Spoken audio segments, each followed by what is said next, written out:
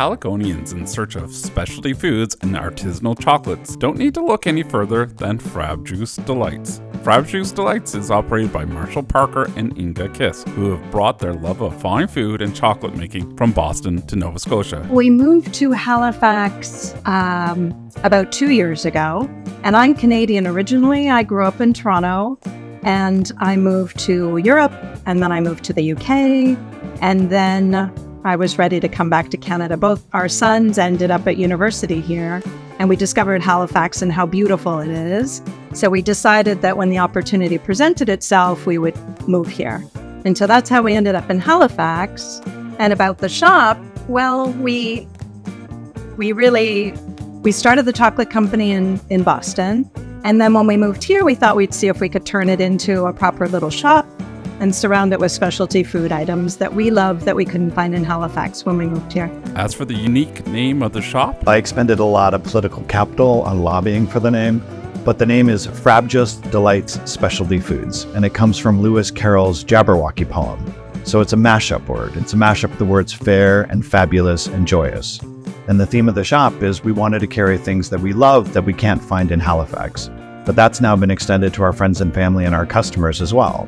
So if there's ever anything anyone loves, they let us know, and we try and track it down. In addition to their handmade chocolate production, the store offers a number of unique specialty food items. Some of the things that we loved to start the shop off was the lakrids, which is licorice from Denmark, which is lovely chocolate-coated licorice, which we sample in the shop.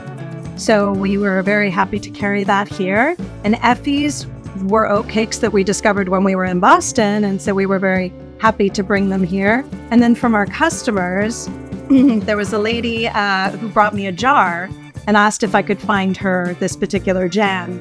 And so I looked it up, and it was a little boutique in Paris, and it was on her foodie tour. And so we imported some of that lovely French jam. So we sell that here at the shop.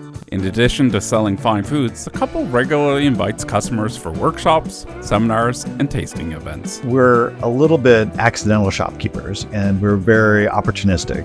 And so we're always open to trying new things with new people all the time. So one of the things we do in the shop are we do classes.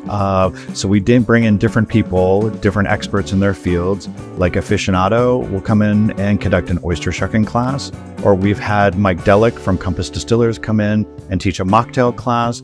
We've also had Margot Corey from Better in Boxes come in and teach us about charcuterie boxes.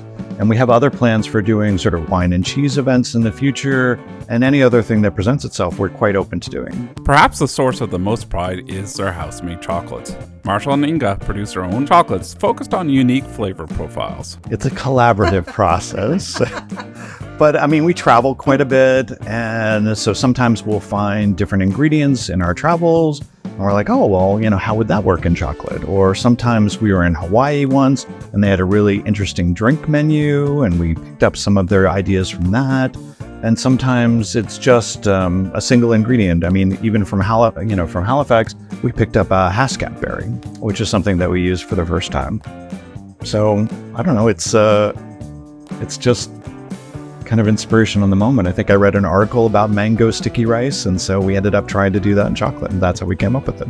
You can find Frabjous Delights and Whim chocolates at their retail store on the corner of Roberts and Agricola Street in Halifax, and online at frabjousdelights.com. I think it's lovely to be a part of the community, and we get a lot of walking traffic, so North End residents love to come to the shop. So it's nice for them to have a place to come and not just shop, but also kind of socialize and spend time. We had a group of 4 ladies who dumped their husbands and came here for Valentine's Day for oyster shucking. So it's just a nice kind of community spirit, and people love coming here and just spending time and socializing. Don't forget, if you like our content, to like and subscribe.